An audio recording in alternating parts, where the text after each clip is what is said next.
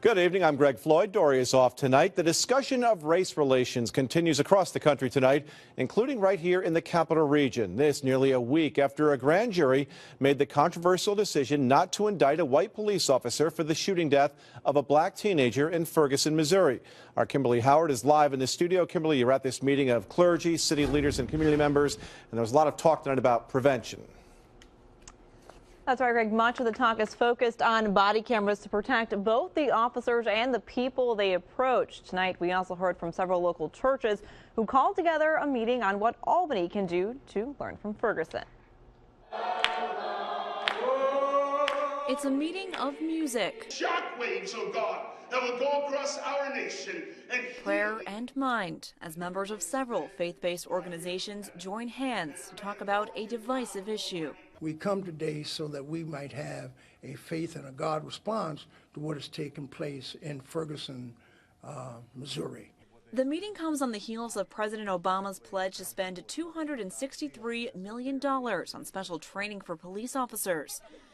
$75 million of that money will go toward body cameras for departments who don't yet have that technology. I think if we can get in that pool of people who can get those resources, we should be about that process. Albany Common Council President Carolyn McLaughlin says the city should also be all about having more open discussions.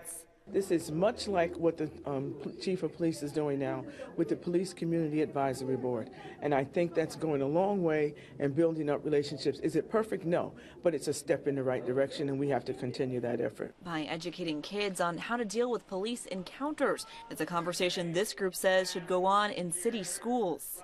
They should know how and what they should do if they're stopped by an officer who has a gun and who has a badge. Community members peppered the Albany church with open ears. The conversation sparked by the shooting death of a black teen at the hands of a white police officer. But now some say about so much more than race in America.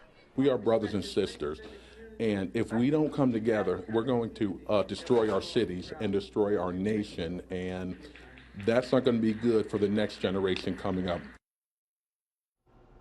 As for the president's proposal, he's seeking input from elected officials, civil rights leaders, and law enforcement on what this reform should include. His plan to expand training and add body cameras will be phased in over the next 3 years. Live in studio, Kimberly Howard, CBS 6 News.